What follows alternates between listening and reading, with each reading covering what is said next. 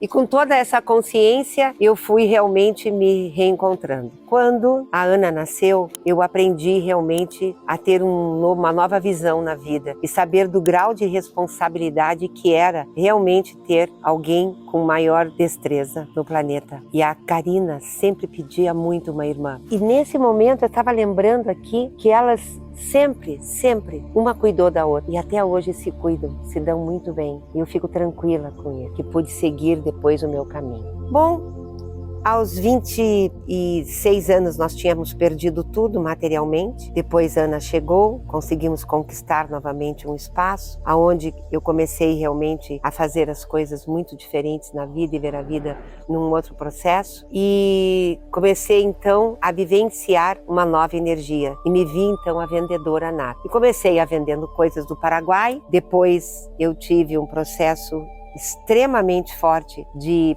encontrar que eu precisava avançar para outros mundos, e avançar em outros mundos era querer fazer as coisas de uma energia totalmente diferente. E no ano de 94 eu realmente fui para Nova York. E como eu esqueci de contar uma coisa muito especial. Quando meu pai fez a passagem, além de desenvolver todo aquele processo de pele, eu comecei a ter pedrinhas na vesícula. E essas pedrinhas, de vez em quando, elas vinham e incomodavam, vinham e incomodavam, vinham e incomodavam. Depois elas passaram anos sem incomodar, que eu até esqueci dela. Em 94, quando eu comecei a criar um propósito de ir para Nova York, buscar muambas, porque naquela época era R$1 por 90 cents, não era real, eu acho, nem me lembro agora, era 90 cents. Então imagina, nosso dinheiro valia mais que o dólar, isso aí era uma coisa inusitada. E eu fui, comecei a comprar, só que cheguei lá, na despressurização do avião, as minhas pedrinhas caminharam. E eu tive um processo extremamente dolorido. Lá eu morri e voltei. Eu estava conversando com Deus depois de uma semana com dor, vomitando, tendo febre e achando que era uma pedra nos rins e uma crise renal. Eu acabei pedindo a Deus que me desse o dobro da idade da Ana, que tinha na época 8 anos, e pedi que Ele me desse um alento. Eu era muito católica e aí Ele me deu exatamente mais 8 anos e mais outros tantos. Eu senti uma bexiga estourar dentro de mim, eu vi um buraco sendo aberto no teto do quarto. Isso eu fui me lembrando no decorrer de 6 meses após esse episódio. E eu fui para o túnel. Meu pai estava me esperando. Anjos que não têm asas, mas eles são só pura energia Eon, de 3 metros de altura, numa fileira, e Deus sentado num trono, nesta postura. E ele me olhava e tinha o rosto do meu pai. Que emoção agora lembrar disso. E meu pai, tudo telepaticamente, conversava comigo. E Deus disse para mim, através do teu merecimento e pelo teu discernimento, você volta. E eu disse não.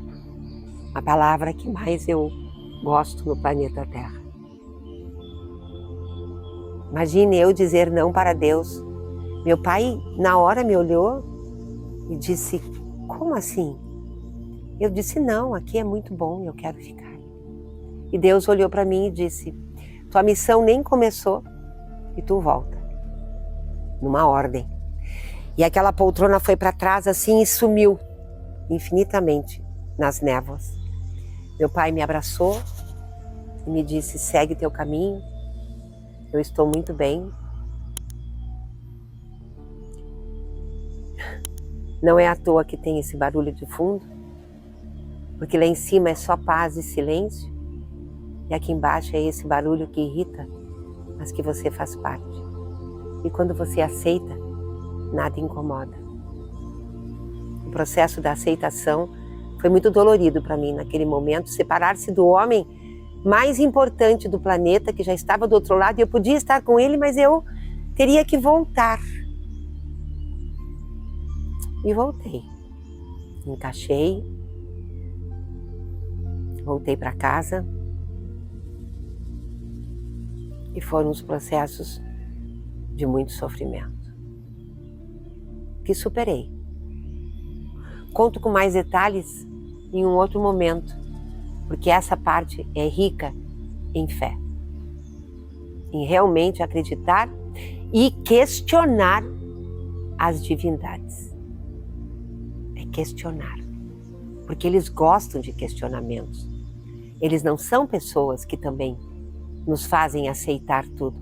Eles às vezes até nos dão uns testes para a gente poder realmente se rebelar e dizer, peraí, o que eu tenho que fazer? Como assim? Quantas vezes eu disse, você me fez eu voltar para viver isto?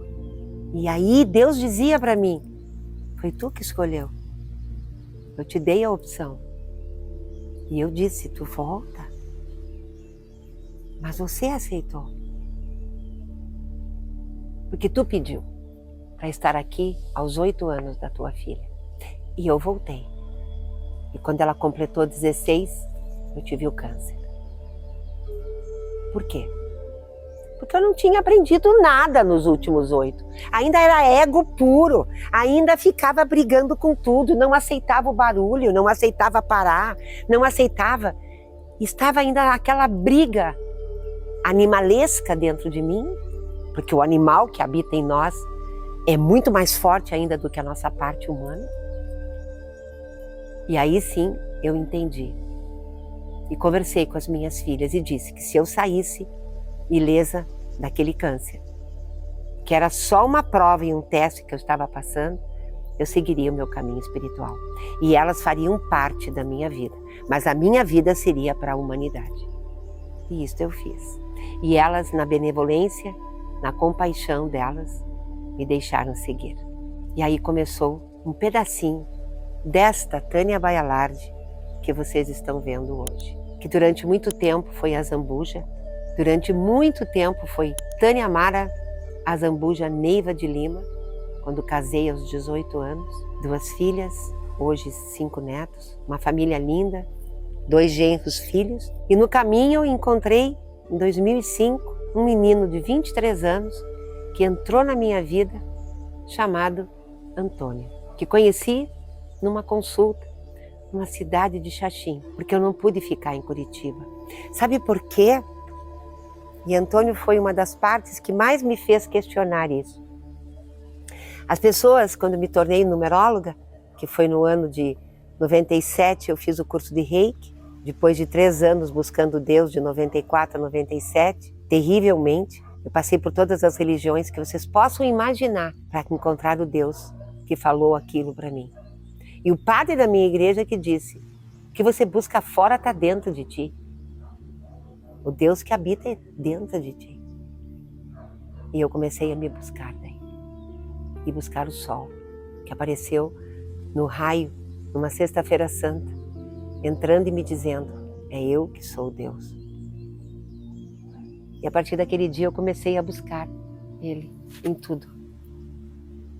E esse raio que habita dentro de mim, que eu posso transcender, mostrar e vibrar. E com isto, em 2001, quando eu tive o câncer, depois de muitas buscas, de fazer o curso da Cabala, de fazer o curso terapeuta de religação, de brigar com a Celina Fiorabanti, de encontrar Antônio Carlos Costardi, eu consegui, gente, entender que o meu lugar era o mundo, minha terra era o planeta Terra, e não sítios, não lugares, mas o planeta. Eu me sinto ainda muito parada, preciso caminhar mais. E aí eu encontrei o Antônio em Xaxim, mas encontrei que sabia que não era mais Curitiba, porque cada vez que alguém vinha se consultar comigo, era muito engraçado. Tia Tânia do Cirandinha! Tânia, aquele bolo de morango que só você sabia fazer! Tânia, e aquela roupa que você me trouxe, que até hoje eu uso. Então eles me viam, a tia Tânia do Cirandinha, a boleira, a salgadeira, a dona das lojas. Como eles iam confiar numa terapeuta? Aí eu entendi que Curitiba não era o meu lugar, que eu tinha que ir. E o próprio universo me mostrou. 2003, fui para Joinville. 2004, vim parar em Xaxim. 2005, encontrei o Antônio, um filho do coração, que foi uma das histórias mais lindas de crescimento contínuo. O menino que me ajudou a fundar essa casa, que ancorou a energia, que tem uma história de vida belíssima e que me trouxe uma filha de alma, Fernanda, que caminha hoje e que me empurra para a vida. Minhas filhas da barriga, de sangue, são extremamente amigas e companheiras e entendem que o meu caminho é a terra. E que de vez em quando elas dizem: mãe, dá para você ser só mãe agora e não terapeuta? Dá para você enxergar nós como filhas e não como alguém que você precisa ajudar a mudar? Que meninas de ouro! E que netos!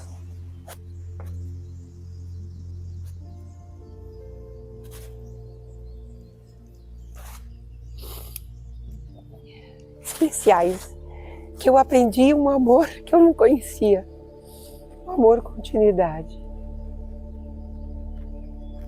E essas lágrimas são de saudades, porque o tempo que eu vou e fico com eles, eles me querem, mas quando eu estou distante, eles me respeitam também nas minhas escolhas. De vez em quando alguém entra numa live, curte um story, me manda um coração, mas me respeitam. Como esse ser que precisa estar humano na Terra.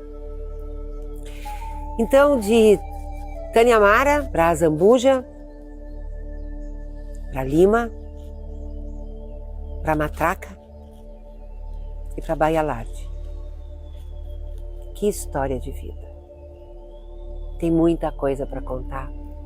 E agora falando, vem flashes, porque eu não sou do passado, gente. Eu não me lembro do passado. O passado para mim passou. Eu sou do presente e da presença. Eu sou da vida. Eu sou de lá, para onde eu quero ir. Com vocês aqui nos bastidores me olhando, com esses olhos tão jovens ainda, com tanta coisa por fazer. Eu vou dizer através de vocês para quem está me escutando agora: não desista dos seus sonhos, mas deixem os outros irem. Não aprisione ninguém. Não cobrem. Não julguem. Avalie a sua relação com o outro. E se está valendo a pena, lute por ela. Mas sem aprisionamentos, jamais. Somente com liberdade. Como é bom ter história para contar.